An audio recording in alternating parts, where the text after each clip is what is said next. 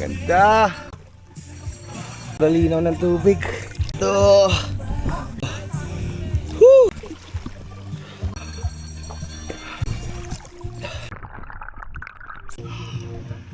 Ganda.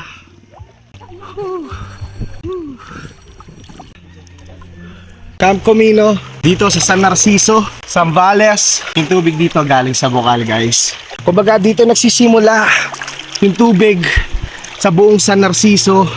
Yung mga paliguan sa San Narciso, ito yung pinang simula ng tubig niya.